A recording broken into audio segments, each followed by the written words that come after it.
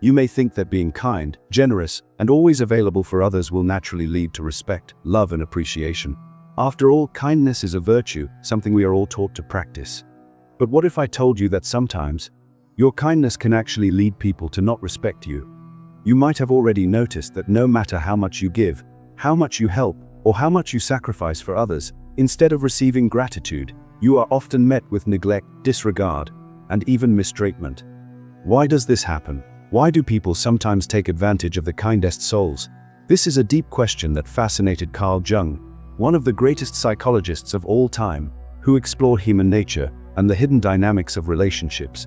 Today we will dive deep into 5 powerful reasons, based on Jung's insights, that explain why your kindness makes others to lose respect for you.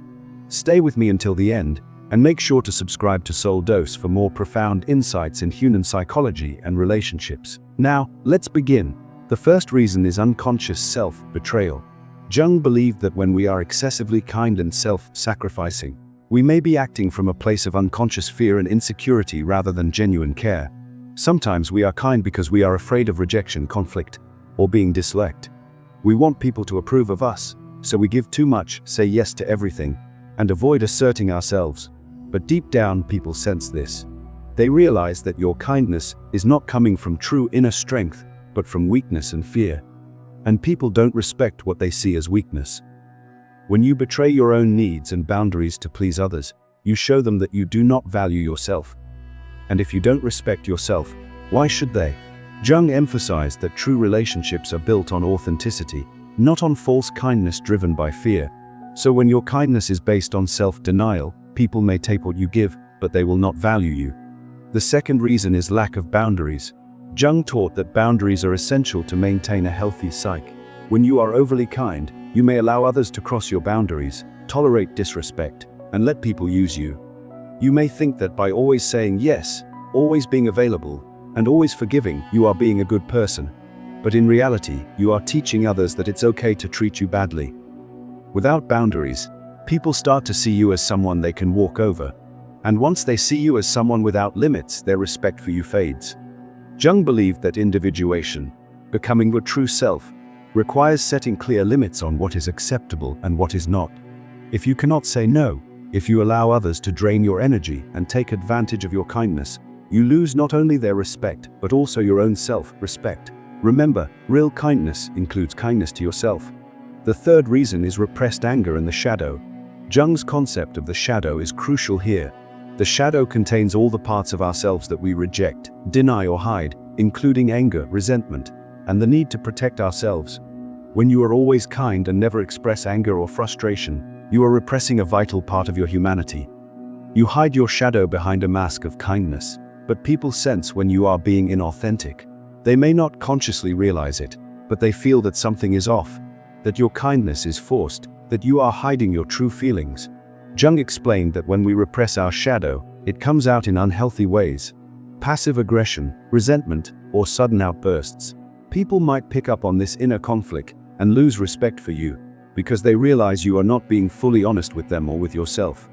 People respect those who are whole, who can be kind but also firm, loving but also assertive when needed.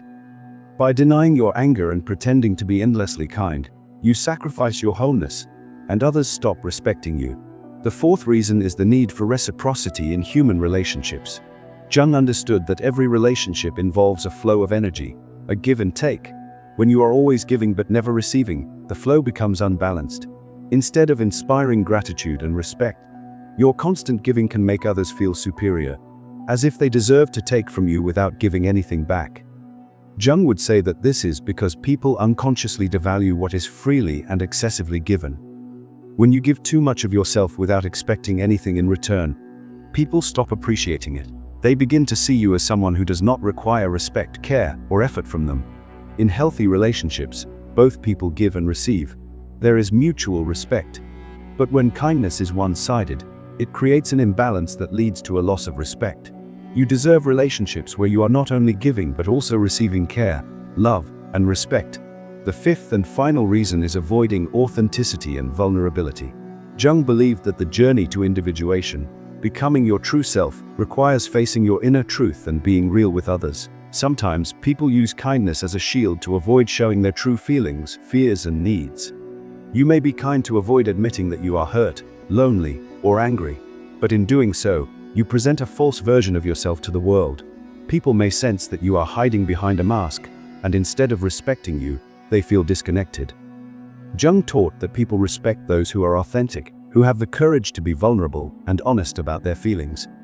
When you always put on a kind face and never show your real emotions, people may see you as insincere, and this makes them lose respect for you. True strength lies in showing up as you are, not in hiding behind constant kindness. So what can you do to change this? The first step is self-awareness. Ask yourself, why am I being kind? Is it out of genuine care, or am I trying to avoid conflict or rejection? Recognizing the hidden motivations behind your kindness is crucial. The second step is to set clear boundaries. Understand that it is okay to say no, to stand up for yourself, and to expect respect from others. You do not have to sacrifice your well-being to be a good person. The third step is to embrace your shadow, to acknowledge your anger, your needs, and your limits.